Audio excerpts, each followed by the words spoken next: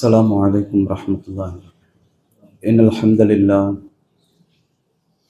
نعمده ونستعينه ونستغفره ونعوذ بالله من شرور أنفسنا ومن سيئات أعمالنا من يهده الله فلا مضل له ومن يضلل فلا هادي له وأشهد أن لا إله إلا الله وحده لا شريك له وأشهد أن محمدا عبده ورسوله أما بعد فقد قال الله تعالى في محكم تنزيله العظيم الفرقان المجيد أعوذ بالله من الشيطان الرجيم بسم الله الرحمن الرحيم يا أيها الناس اتقوا ربكم الذي خلقكم من نفس واحدة وخلق منها زوجها وبث منهما رجالا كثيرا ونساء واتقوا الله الذي تساءلون به والأرحام إن الله كان عليكم رقيبا وقال نبينا كريم صلى الله عليه وسلم إن أصدق الحديث كتاب الله وأحسن الهدي هدي محمد صلى الله عليه وسلم وشر الأمور محدثاتها وكل محدثة بدعة وكل بدعة ضلالة وكل ضلالة في النار. அளவற்ற அருளாளன் நிகரில்லா பேர் அன்பும் உடையவனுமாகிய இந்த அண்ட சராசரங்களை எல்லாம் படைத்து அடக்கி ஆளக்கூடிய சர்வ சக்தனாகி அல்லாஹ் ஒருவனுக்கு எல்லா புகழும் குறித்தாகட்டுமாக. அல்லாஹுவின் சாந்தி மற்ற பெரும் கருணை மகிழத்தின் தூதராகிய நபிகள் பெருமானார் ஸல்லல்லாஹு அலைஹி வஸல்லம் அவர்கள் மீதும் அவருடைய குடும்பத்தினர் மீதும் இந்த சத்திய மார்க்கம் தலை தூங்குவதற்காக தன் எண்ணீரித்த சத்திய பெரும் சஹாபத்துலர்கள் மீதும் சஹாபிய பெண்மணிகள் மீதும் தாபியங்கள் தபா தாபியங்கள் இமாம்கள் நல்லவர்கள் மீதும் குர்ஆன் ஹதீஸை மட்டுமே தங்களுடைய வாழ்க்கை நெறியாக ஏற்று பின்பற்றி வரக்கூடிய நம் அனைவர் மீதும் என்றென்றும் நின்று நிலவட்டுமாக. கண்ணியம் நிறைந்த சகோதர சகோதரிகளே, அல்லாஹுடைய நிகரில்லாத பேரருளால் அவனுடைய தூய்மையான அழகான கொள்கையை உள்ளத்தில் ஏந்தியவாறு அதன் அடிப்படையில் நம்மால் இயன்ற அளவிற்கு நல்ல அமல்களை செய்யக்கூடிய நல்ல மக்களாக வாழ்ந்து வருகின்றோம். அல்லாஹுடைய பேரருளால் நமக்கு மத்தியிலே அல்லாஹுடைய உபதேசங்கள் பல்வேறு சந்தர்ப்பங்களிலே பல்வேறு வகைகளிலே நம்மை வந்து அடைகின்றது. அப்படிப்பட்ட நிலையிலே அல்லாஹுடைய உபதேசங்களை ஏற்று நாம் வாழுகின்ற பொழுது இந்த உலகத்திலும் சரி மறுமையிலும் மகத்தான வெற்றி அடையக்கூடியவர்களாக நாம் மாறிவிடுவோம். ஆனால் நிதர்சனமாக நாம் உலகத்திலே வாழுகின்ற பொழுது பல்வேறு வகைகளிலே இஸ்லாமிய மக்கள் அல்லாஹ்வினால் வேதத்தை கொடுக்கப்பட்டு அதை பெற்ற மக்கள்,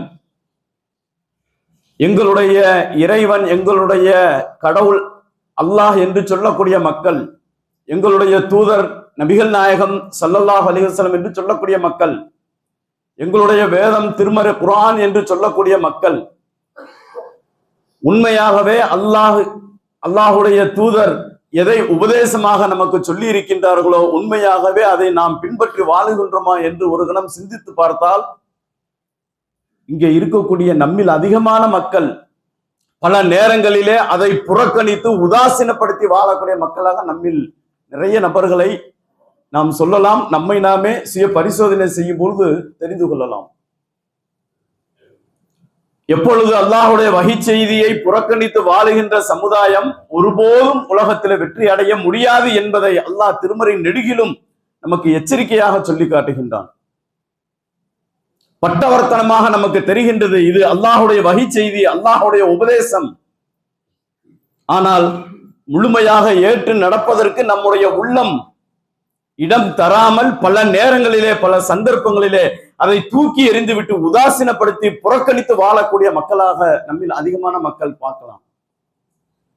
கடுமையான முறையிலே அல்லாஹ் எச்சரிக்கின்றான்.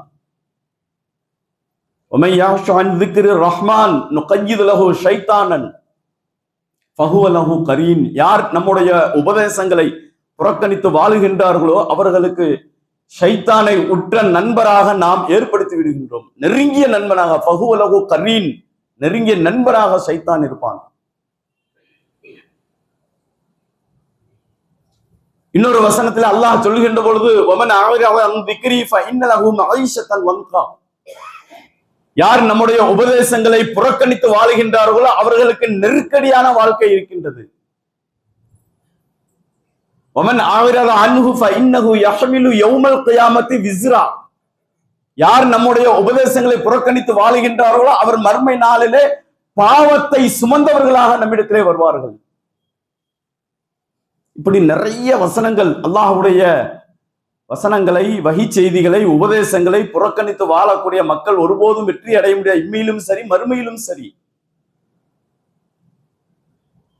அதற்கு நேர் முரணாக, இது அல்லாஹ்வுடைய செய்தி அல்லவா, வகி செய்தி அல்லவா, இது உண்மைதான் என்று யார் நம்பி அதன் அடிப்படையிலே தன்னுடைய வாழ்க்கையை அமைத்துக் கொள்கின்றார்களோ அவர்கள் எவ்வளவு சாமானிய மக்களாக இருந்தாலும் சரி, உலகத்திலே மகத்தான வெற்றியை பெற்றவர்களாக, மறுமை நாளிலே சொர்க்கத்துக்கு உரிய வாரிசுதாரர்களாக அல்லாஹ் அவர்களை ஆக்கியதாக திருமறையிலே சொல்லி காட்டுகின்றான்.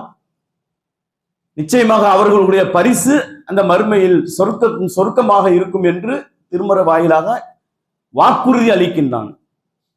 அல்லாஹ்வுடைய வாக்குறுதி மீறப்படாது, உண்மையான சத்தியமான வாக்குறுதி. இன்னல்லாஹ லா யுக்லிஃபுல் மிஆத். அல்லாஹ் ஒருபோதும் வாக்குறுதி மாற மாட்டான். வாக்குறுதிக்கு அவன் உண்மையாகவே அந்த வாக்குறுதியை நிறைவேற்றக்கூடியவனாக இருக்கின்றான். உபதேசங்களை யார் பின்பற்றி வாழுகின்றார்களோ அவர்களுக்கு இந்த உலகத்திலும் சரி, மறுமையிலும் சரி, நபிகளாருடைய வாழ்க்கையிலே அதை நிதர்சனமாக பார்க்கலாம். செய்திகளின் வாயிலாக திருமறை குர்ஆனுடைய வகை செய்தியை நாம் படிக்கின்ற போது நிச்சயமாக அதை உணர்ந்து கொள்ளலாம். அல்லாஹ்வுடைய தூதர் மிகப்பெரிய அறிவாளி சமுதாயத்திற்கு தூதராக அனுப்பப்படவில்லை. அல்லாஹ்வுடைய தூதர் கூட ஆரம்பத்தில் எப்படி இருந்தார்கள்? தூதர் என்று டிக்ளேர் செய்யப்படுவதற்கு முன்னால், நான் உங்களிடத்திலே தூதராக வந்திருக்கின்றேன் என்று அவர்கள் சொல்வதற்கு முன்னால் அவர்களுடைய பற்றிய செய்திகளை அல்லாஹ் சொல்கின்ற பொழுது, முகமதே, வேதம் என்றால் என்னவென்று தெரியாமல் நீங்கள் இருந்தீர்கள், ஈமான் என்றால் என்ன தெரியாமல் நீங்கள் இருந்தீர்கள், மா குன்த தத்ரி மல் கிதாப் வலல் ஈமான், ஈமான் என்றால் என்ன, வேதம் என்றால் என்ன தெரியாமல் இருந்தீர்கள், நாம் உங்களை தேர்ந்தெடுத்தோம். அதே போன்றுதான் மக்களிலே நாம் மக்களை தேர்ந்தெடுக்கின்றோம். இந்த ஈமானுக்காக, நேர்வழிக்காக, நம்முடைய உபதேசங்கள் அவரை சென்றடைய வேண்டும் என்பதற்காக. அல்லாஹ் அந்த வரிசையில் அப்படியே வலாக்கின் மாறாக ஜஅல்நாஹு நூரன் நஹ்தி பிஹி மன் நஷாஉ மின் இபாதினா, நம்முடைய அடியார்களை நாம் யாரை நினைக்கின்றோமோ, விரும்புகின்றோமோ, நாடுகின்றோமோ அவர்களை இந்த நேர்வழியின் பக்கம் தேர்ந்தெடுக்கின்றோம். இந்த நேரத்துல கொஞ்சம் அப்படி நினைச்சு பாருங்களேன், நம்முடைய வாழ்க்கை கடந்த காலத்துல எப்படி இருந்தது? அல்லாஹ் இங்கே இந்த சபையிலே நம்மை அமர வைத்திருக்கின்றான் என்று சொன்னால் அல்லாஹ் நம் மீது விருப்பப்பட்டு நம்மை இந்த நேர்வழியின் பக்கம் தேர்ந்தெடுத்திருக்கின்றான். உனக்கு உயர்ந்த அதி உன்னதமான பதவிகளும் அந்தஸ்துகளும், உனக்கு தேவையான உலகத்தினுடைய எல்லா அம்சங்களும் உனக்கு கொடுக்கின்றேன், இந்த ஈமானை நிராகரித்து என்னிடத்திலே நீ வருவாய் என்று சொன்னால் என்று சொல்லுகின்ற பொழுது நாம் செல்வோமா? உலகத்தினுடைய எல்லா கவர்ச்சியான அம்சங்களும் எல்லா வசதிகளும் நம்முடைய காலடிக்கு முன்னால் கொடுத்தா கூட எனக்கு அல்லாஹுவை தவிர வேறு இறைவன் இல்லை, அவன்தான் வணக்கத்துக்குரியவன், அவன்தான் நிரந்தரமானவன், நித்திய ஜீவன், அவன்தான் பாதுகாக்கக்கூடியவன், அவனுடைய எல்லா அம்சத்தையும் புரிந்து வைத்திருக்கின்ற காரணத்தினால் அதன் பக்கம் நாம் உலக கவர்ச்சி பக்கம் செல்ல மாட்டோமே. அப்படிப்பட்ட ஈமானுடைய ஒரு மகத்தான அம்சத்தை உள்ளத்தை கொடுத்திருக்கின்றான்.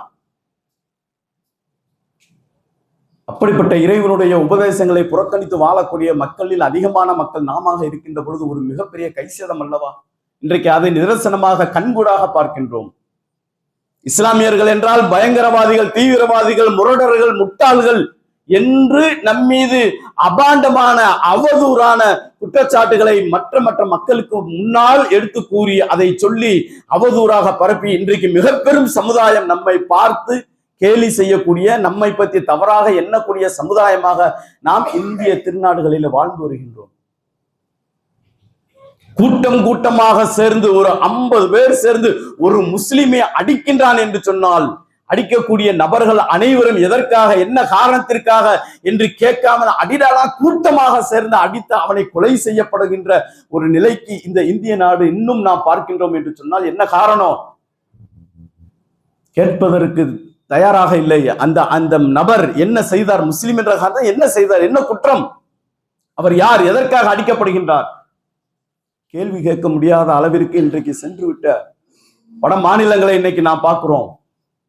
கொத்து கொத்தாக சேர்ந்து கும்பலாக அப்பாவி மக்களை எந்த விதமான நியாயமான காரணமும் இல்லாமல் கொலை செய்யப்படுகின்ற நிலை என்னமோ அங்கதான் நடக்குது அப்படின்னு நினைச்சுக்கிட்டு இருக்கோம். தமிழகத்திலும் அது போன்ற நிலை வராது என்று நாம் எண்ணிக்கொண்டோம் என்று சொன்னால் நம்மை விட முட்டாள்கள் யாரும் இருக்க முடியாது. இன்றைக்கு பார்க்கிறோமே, நமக்கு எதிராக அப்பட்டமாக அநியாயமாக அக்கிரமமாக தீர்ப்பு வந்தாலும் சரி, அது நீதிமன்றங்களாக வாயிலாக அரசு துறையின் வாயிலாக இருந்தாலும் சரி, அது தவறு என்று வெறுமனே கண்டனங்கள் மட்டும் சொல்லப்படுகின்றதே தவிர அதை களை எடுப்பதற்கு யாராக தயாராக இருக்கின்றார்களா? இஸ்லாம் அல்லாதவர்களை, இஸ்லாம் அல்லாதவர் யாராச்சும் அதை களை எடுப்பதற்கு தயாராக? ஏன்னா அரசியல்வாதி வேணா கண்டனம் தெரிவிப்பாங்க, இது அநியாயம் இல்ல, இது அக்கிரம் இல்லை, இது செய்யக்கூடாத மனித சமுதாயத்திற்கு ஒரு சமுதாயத்திற்கு எதிரான தவறான அப்பட்டமான அத்துமீறிய வரம்பு மீறிய கருத்தாக செய்தியாக இருக்கின்றது. இதற்காக நாம் உயிரை கொடுத்து போராட வேண்டும் நீதிக்காக.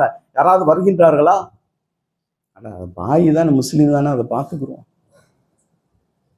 இதே சிந்தனை தான் அங்கே ஊட்டப்பட்டு ஊட்டப்பட்டு ஊட்டப்பட்டு இன்னைக்கு நாதி இல்லாத சமுதாயமாக வட மாநிலங்களில் இஸ்லாமியர்கள் வாழ்ந்து கொண்டிருக்கின்றார்கள். பின்புலம் வேற, அடிப்படை ஒன்றே ஒன்றுதான். அல்லாஹுடைய வகை செய்தியை புறக்கணித்து கைவிட்டதன் விளைவாக இன்றைக்கு நெருக்கடியான ஒரு வாழ்க்கையை அவர்கள் சந்திப்பதை போன்று நாமும் ஒரு நேரத்திலே அல்லாஹுடைய உபதேசங்களை புறக்கணிப்போம் என்று சொன்னால் ஒரு துர்பாக்கியமான நிலை உலகத்திலே ஏற்படும். நபிகளாருடைய சமுதாயத்தை கொஞ்சம் அப்படி திரும்பி பாருங்களேன். இன்றைக்கு வாழக்கூடிய சமுதாய மக்களை விட அன்னைக்கு மிக மிக மோசமான ஒரு வாழ்க்கை, அறிவு என்றால் என்ன என்று தெரியாத ஒரு சமுதாயமாக உலகம் தோற்றுவிக்கப்பட்ட அந்த காலத்திலிருந்து, ஆதம் அலைஹிஸ்ஸலாம் அவருடைய காலத்திலிருந்து இன்றைக்கு வரைக்கும் அறியாமை கால சமுதாயம் என்று நீங்கள் பார்ப்பீர்கள் என்று சொன்னால் அந்த அடைமொழிக்கு சொந்தக்காரர்கள் நபிகள் பெருமானார் ஸல்லல்லாஹு அலைஹி வஸல்லம் அவருடைய காலத்து மக்கள். அவருடைய காலத்து மக்களுக்கு ஒரு பெயர் இருந்துச்சு தெரியுமா? ஐயாமுல் ஜாஹிலியா. இந்த பெயர் அவர்களுக்குரியது, அந்த சமுதாயத்திற்குரியது. என்ன அர்த்தம்? ஐயாம்னா காலம், ஜாஹிலியானா மூடர்கள், மூடர்களுடைய காலம். அல்லாஹ்வை நம்பினார்கள். திருமறையில அல்லாஹ் சொல்றான், அல்லாஹ்வை நம்பினார்கள். உன்னை படைத்தவன் யார் கேட்டா அல்லாஹ், உனக்கு உணவளிப்பவன் யார் கேட்டா அல்லாஹ், உன்னை ஆபத்திலிருந்து காப்பாற்றுவன் யார் என்று சொன்னால் அல்லாஹ். எல்லாமே அல்லாஹ் அல்லாஹ் அல்லான்னு சொல்லுவான், நம்புனா. அதனால தொழுதான், காபத்துல்லாவை தொழுவான். ஆனா தொழுகை முறை தெரியாது. வமாகான ஸலாத்துஹும் இன்தல் பைத்தி இல்லா முகாஅ வ தஸ்தியா. அல்லாஹ்வை வணங்குவது என்றால் அவன் நினைத்துக் கொண்டான் சீட்டி அடித்துக்கொண்டு கும்மாளம் விடுவதுதான் அல்லாஹ்வை வணங்குவது. அப்படி செய்து கொண்டிருந்தான். மக்கள்கிட்ட இருக்கும்போது ட்ரெஸ் போட்டுப்பான். அல்லாஹ்வை வணங்க போகிறோம் நிர்வாணிகளாக அங்கே காபத்துல்லாவை வலம் வருவார்கள். அல்லாஹுடைய அருள் பரக்கத் ரஹ்மத்து கிடைக்க வேணும்னா வாசல் வழியா உள்ள வரமாட்டான், பின்னால இருந்து வாசலை பொத்துக்கிட்டு அப்படியே வருமா. அது நன்மைன்னு நினைச்சுக்கிட்டு இருந்தான். லைசல் பிர்ரு பி அன் தஅத்துல் புயூத மின் துஹூரிஹா. பின் வாசல் வழியாக நுழைவது நன்மை அல்ல, வஅத்துல் புயூத மின் அபுவாபிஹா. வாசல் வழியாக நுழையுங்கள், இறை அச்சம் இருக்கிறது, அல்லாஹ்வை பயப்படுங்க, அதான் நன்மை. இப்படி நிறைய செய்திகளை அல்லாஹ் அப்படி சொல்றான். நிறைய செய்திகளை அவர் இப்படி அடுக்கிக் கொண்டே போகலாம். அப்படிப்பட்ட அறிவுக்கும் தனக்கும் சம்பந்தம் இல்லாத சமுதாயத்தை நபிகள் பெருமானார் ஸல்லல்லாஹு அலைஹி வஸல்லம் அவர்களின் மூலமாக அல்லாஹ் வஹி செய்தியை அந்த மக்களுக்கு மத்தியிலே கொடுத்து மிகப்பெரிய ஒரு தலைகீழான ஒரு மாற்றம். எப்படி பயந்து பயந்து நடுங்கி, எதிரிகளுக்கு நடுங்கி இந்த சத்தியத்தை ஏற்றுக்கொண்டதன் விளைவாக நடுங்கி தன்னுடைய ஊரை விட்டு, சொந்தத்தை விட்டு, பந்தத்தை விட்டு, குடும்பத்தை விட்டு, தெருக்களை விட்டு, நாட்டை விட்டு ஓட ஓட விரட்டப்பட்டார்களோ அதற்கு பின்னால் இந்த சத்தியத்தினுடைய உபதேசங்களை உள்ளத்திலே ஏற்றார்கள், அதை உண்மையாக நம்பினார்கள், வாழ்க்கையினுடைய அம்சத்திலே அதை கடைபிடித்தார்கள். ஒரு தலைகீழான ஒரு மாற்றம், மிகப்பெரிய மாற்றம். 10-15 வருஷத்துல ஆட்சி அதிகாரம் அவருடைய கைகளிலே கிடைத்தது. மக்களை ஆளக்கூடிய அதிகாரிகளாக, மக்களுடைய ஆட்சி அதிகாரத்துக்கு சொந்தக்கூடிய வாரிசுதாரர்களாக அவர்கள் மாறினார்கள். திருமறையிலே அல்லாஹ் அவர்கள் ரத்தின சுருக்கமாக சொல்றான். அந்த காலத்துல வாழ்ந்த மக்கள் இருந்தாங்க. யூதர்கள் இருந்தார்கள், கிறிஸ்தவர்கள் இருந்தார்கள், முனாஃபிக்கின்கள் இருந்தார்கள். அவர்களும் என்ன அல்லாஹ்வை நம்பினார்கள். அவருடைய உள்ளத்திலே அல்லாஹ்வுடைய பயம் இருந்துச்சு. ஆனால் அந்த அல்லாஹ்வுடைய பயத்தை எல்லாம் தாண்டி நபிகள் நாயகம் ஸல்லல்லாஹு அலைஹி வஸல்லம் அவர்கள் அந்த கொள்கையின் அடிப்படை உருவாக்கினார்களே அந்த தோழர்கள், சாமானிய மக்கள், அவர்கள் தெருக்களிலே நடந்து வந்தால் அல்லாஹ்வுடைய அச்சத்தை விட இவர்களை பார்க்கின்ற பொழுது அச்சம் மேலோங்கி இருந்தது. அவருடைய உள்ளத்தில் அப்படி இருந்துச்சு.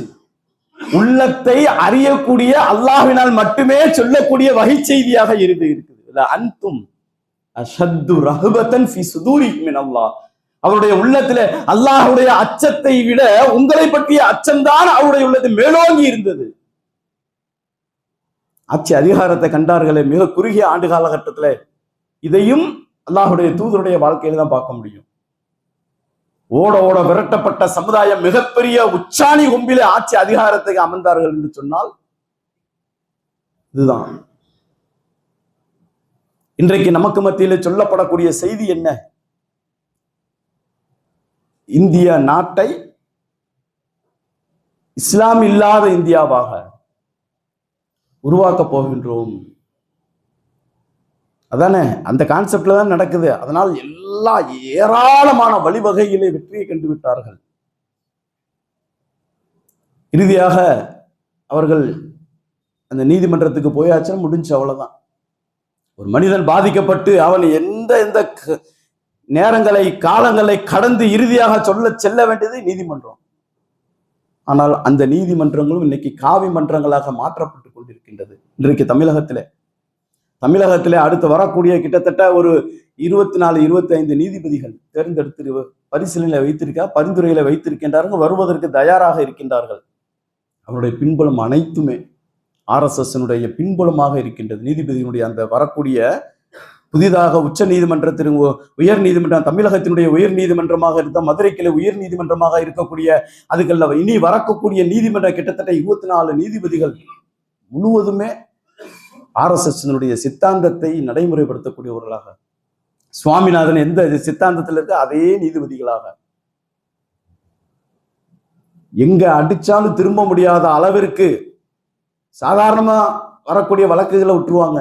இந்த இஸ்லாம் சம்பந்தப்பட்ட முஸ்லீம் சம்பந்தப்பட்ட பெரிய பெரிய கேஸ் எல்லாம் இருக்குல்ல, அதுல முழுக்க அநீதியாகவும் அக்கிரமமாகவும் தீர்ப்பு வழங்குவதற்காக இப்படி காய்களை நகர்த்தி கொண்டிருக்கின்றார்கள்.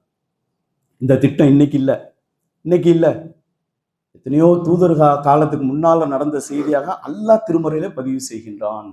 திருமறை எடுத்து படிச்சு பார்த்தா தான் தெரியும். அது கால் அல்லதின கஃபரூலி ருசுலிஹிம், தன்னுடைய தூதர்கிட்ட சொன்னாங்க, லனுஹ்ரிஜன்னகும் மின் அருளினா, எங்களுடைய பூமி இது, எங்களுடைய நாடு, எங்களுடைய தேசம், இதிலிருந்து உங்களை நாங்கள் வெளியேற்றுவோம். அவுல்ல தஅவுதுன ஃபீ மில்லத்தினா, இல்லை என்று சொன்னால் நாங்கள் வணங்குகின்ற இந்த தெய்வத்தின் பக்கம் உங்களுடைய நம்பிக்கையை மாற்றிக்கொண்டு நீங்களும் எங்களுடைய தெய்வங்களை வணங்க வேண்டும், எங்களுடைய மார்க்கத்திற்கு திரும்பி வேண்டும். இதுதான் இந்த பேசிக் தான். ஒன்று எங்களுடைய மதத்திற்கு வந்து விட வேண்டும், இல்லை என்று சொன்னால் எங்க பூமியை விட்டு வெளியேறி போய்விட வேண்டும், இது எங்களுடைய நாடு. அல்லாஹ் சொன்னதாக திருமறையிலே பதிவு செய்கின்றான். திருமறை குர்ஆனுடைய வசனம்.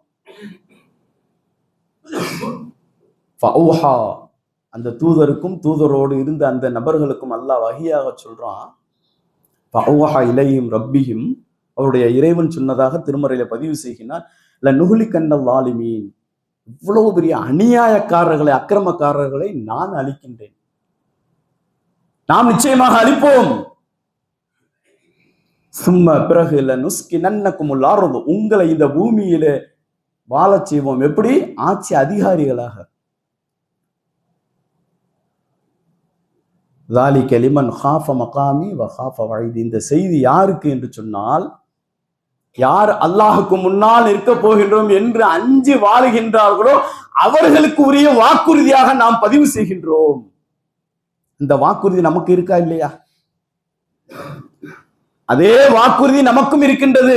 எவ்வளவு பெரிய ஆட்சி அதிகார சர்வதிகாரி வந்தாலும் சரி, அவர்களை அழிப்பதற்கு அல்லாஹ் தயாராக இருக்கின்றான். எப்பொழுது நாம் வேதத்தை ஏற்ற நாம், அல்லாஹ்வை நம்பிய நாம், தூதரை நம்பிய நாம், அல்லாஹுக்கு முன்னால் நிற்க போகின்ற ஒரு நாள் இருக்கின்றது என்று நம்பி இருக்கின்றோமே, அதிலே உண்மையாக இருந்தால் நம்முடைய வாழ்க்கை இறை அச்சத்தின் அடிப்படையிலே அமைந்திருக்கும் என்று சொன்னால் அல்லாஹ்வுடைய வாக்குறுதி நம்முடைய விஷயத்திலும் நிச்சயமாக உண்மையாகும். அல்லாஹ்வுடைய தூதருடைய சமுதாயத்தில் அல்லாஹ்வுடைய தூதரை பின்பற்றிய மக்கள் அல்லாஹ்வை நம்பினார்கள், சரணடைந்தார்கள். இந்த மார்க்கத்திற்காக என்னுடைய உயிரையும் கொடுப்பேன், அல்லாஹுக்காக என்னுடைய எதையும், அதனுடைய உச்சபட்சம் மனிதன் வாழக்கூடிய உயிர் அல்லாஹுக்காக அர்ப்பணிப்பேன், அர்ப்பணித்தார்கள். கைக்கு மேல ஆட்சி அதிகாரத்தை அல்லாஹ் கொடுத்தான். ஒரு பயம் இல்லாத நிம்மதியான சுபிட்சமான சந்தோஷமான அழகான வாழ்க்கையை அல்லாஹ் கொடுத்தான். நமக்கும் கொடுப்பான். எப்ப? லிமன் காஃப மகாமி வ காஃப வயது, அல்லாஹுக்கு முன்னால் நிற்க போகின்றோமே என்ற அந்த அச்சம். இங்கே இருக்கக்கூடிய நமக்கு எத்தனை நபர்களுக்கு அது இருக்கின்றது என்பதை நாம் சுய பரிசோதனை செய்தால் அதனுடைய ரிசல்ட் நமக்கு கிடைக்கும். இருக்கிறோமா?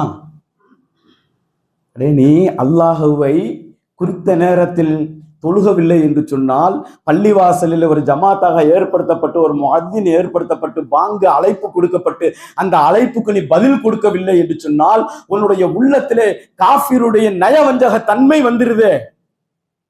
மன் தரக்க ஸலாத்த முத்தஅம்மிதன், யார் வேணுமென்றே தொழுகை விடுகின்றாரோ ஃபக்கத் கஃபர, அவன் காஃபிராகி விட்டான் என்ற அந்த செய்தி இருக்கின்ற எவ்வளவு கடுமையான பாரதூரமான செய்தி.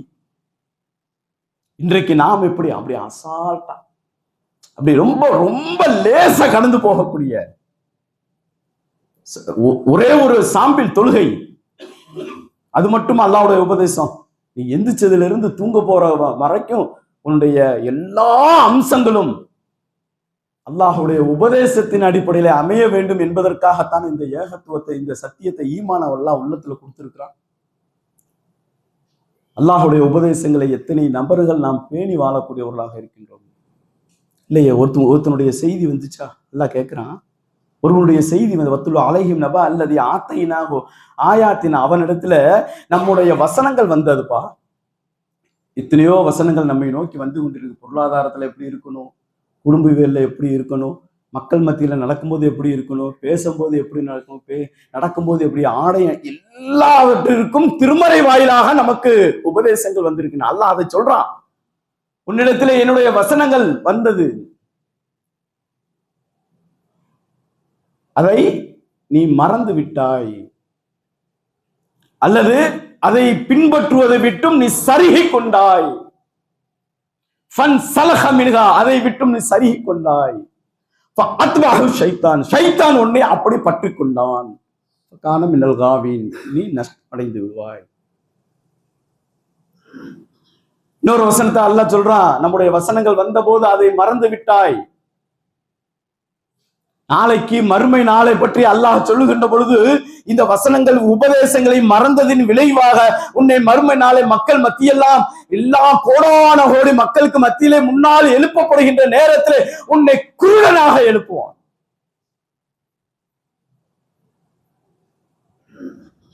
அப்ப அல்லாஹ்ட்ட கேட்பான் அவன், இறைவா, உலகத்திலே வாழுகின்ற பொழுது பஷீரா தெளிவான பார்வையுடையவனாக நான் இருந்தேன், இன்னைக்கு என்னை குருடனாக எழுப்பியிருக்கின்றாய். அல்லாஹ் கேட்கும் போதா அத்தத்துக்கு ஆயாத்துனா, என்னுடைய வசனங்கள் வந்த போது நீ மறந்தாய், உதாசீனப்படுத்த கதாலிக்கல் யோம துன்சா, இன்றைக்கு உன்னை நாம் மறந்து விட்டோம் என்று அல்லாஹ் கூறிவிடுவான். திருமறை குர்ஆனுடைய வசனம்.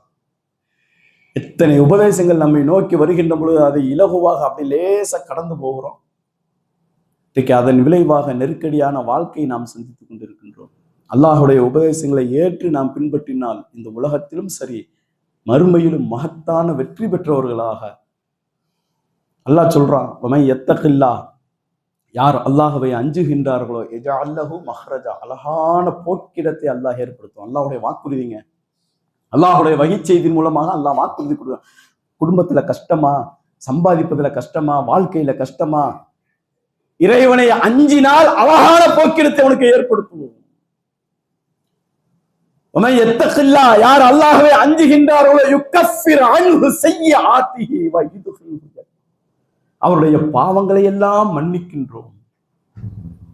வ யுஅலிம் லஹு அஜ்ரா, மகத்தான கூலியை அவர்களுக்கு கொடுக்கின்றோம். யார் அல்லாஹ்வை அஞ்சுகின்றார்களோ மின் அம்ரிஹி இஸ்ரா, அவருடைய காரியங்களை இலகுவாக்குறோம். அல்லாஹ்வுடைய உண்மையான வாக்குறுதி. அல்லாஹ்வை அஞ்சி நடப்பது என்பது மிகவும் படு பயங்கரமான கஷ்டமான செயல் இந்த உலகத்துல.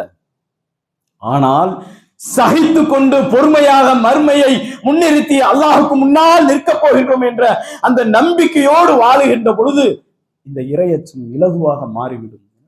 அல்லாஹ் பார்க்கிறான், அல்லாஹ் கேட்பான், அல்லாஹ்க்கு முன்னால் நிற்க வேண்டுமே என்ற அந்த சிந்தனை இந்த மனிதனை எங்கேயோ உச்சத்திலே மாற்றி விடுகின்றது. அப்படிப்பட்ட இறை அச்சம், அல்லாஹ்வுடைய பயம் அவனுடைய உள்ளத்துல இருக்கும் என்று சொன்னால் உலகத்துல எதையும் இழக்க தயாராக மாறிவிடுவான். பொருளாதாரமா வேற எதுனாலும் சரி, அல்லாஹுக்கு முன்னால் நான் நல்லடியானாக நிற்க வேண்டும், அவனுக்கு முன்னால் நிற்கப் போகின்றேன், எனக்கு சொர்க்கத்தை அல்லாஹ் வழங்கப் போகின்றான் என்ற அந்த ஆழமான உறுதியான நம்பிக்கையோடு நம்முடைய வாழ்க்கையை அமைத்துக் கொண்டால் மகத்தான மறுமையினாலும் சரி இம்மையிலும் வெற்றி அடைவோம். அப்படிப்பட்ட வெற்றியை நோக்கி பயணிக்கக்கூடியவர்களாக அல்லாஹ் நம் அனைவரும் ஆக்கி அருள் புரிவானாக.